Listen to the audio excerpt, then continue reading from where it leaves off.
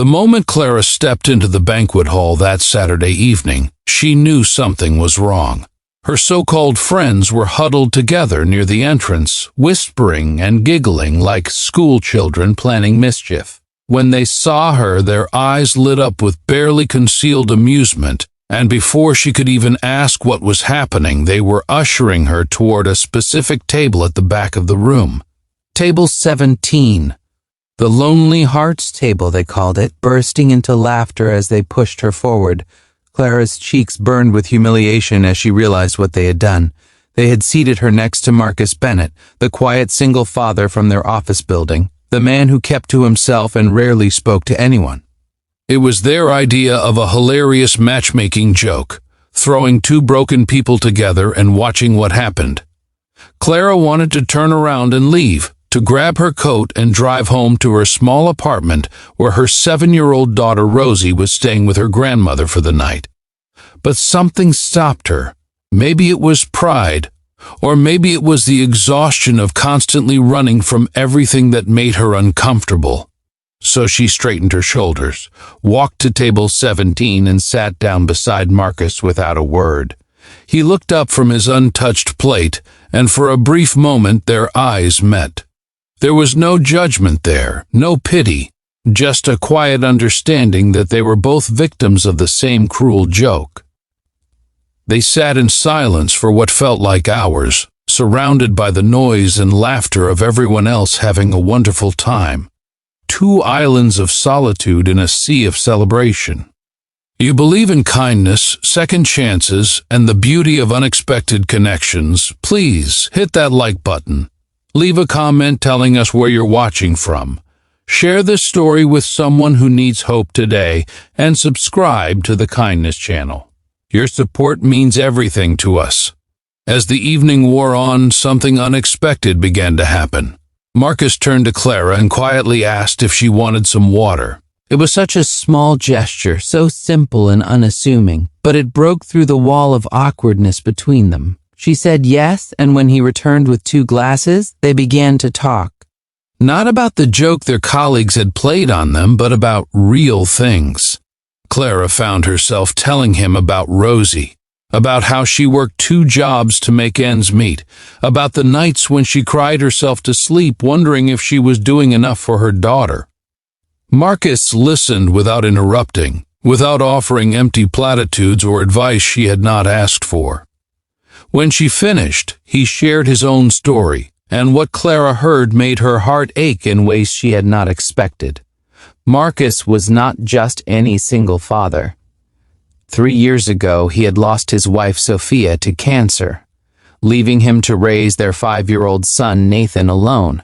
But that was not the whole story. What most people did not know, what Marcus had kept hidden from almost everyone, was that he had spent the last 2 years secretly paying the medical bills of families in his neighborhood who could not afford treatment. Sophia had died because they had caught her illness too late, and Marcus had made it his mission to ensure no one else would lose someone they loved for lack of money. He worked as a hospital administrator by day, and at night he reviewed cases of patients who were struggling, quietly arranging for anonymous donations to cover their costs. He had sold his house, moved into a small apartment, and lived on the bare minimum so he could help others. The friends who had set them up at this table had no idea who Marcus really was. They saw a quiet, unremarkable man and thought it would be funny to pair him with Clara, the struggling single mother they pitied. As Marcus spoke, Clara felt tears streaming down her face. She had spent so long feeling alone, feeling like the world was against her, that she had forgotten there were people out there fighting battles just as hard as hers. People who chose kindness even when life had given them every reason to become bitter. She reached across the table and took his hand, and in that moment, something shifted between them. It was not romance, not yet, but it was connection. It was the recognition that they had both been wounded by life and had somehow managed to remain gentle despite everything. They talked until the banquet ended, until the lights came up and the staff began clearing tables, and even then they were not ready to say goodbye. Over the following weeks, Clara and Marcus became friends. They met for coffee on Sunday mornings while their children played at the park together. Rosie and Nathan became inseparable, two kids who understood what it meant to have only one parent and found comfort in each other's company. Clara learned more about Marcus's secret charity work, and with his permission, she began helping him organize donations and reach out to families in need. For the first time in years, she felt like she was part of something bigger than her own struggles, something meaningful and beautiful.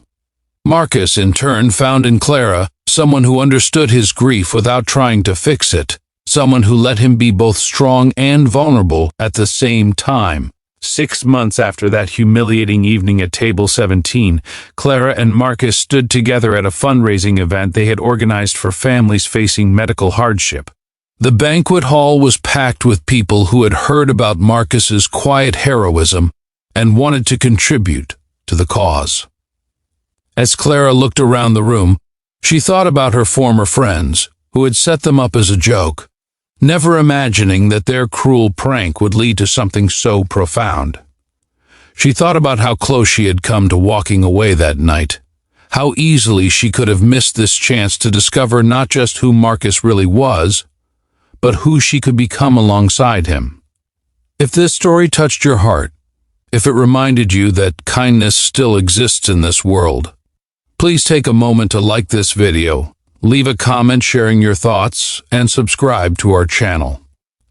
And if you have a moment, tell us in the comments, have you ever experienced an unexpected blessing that came from a difficult moment?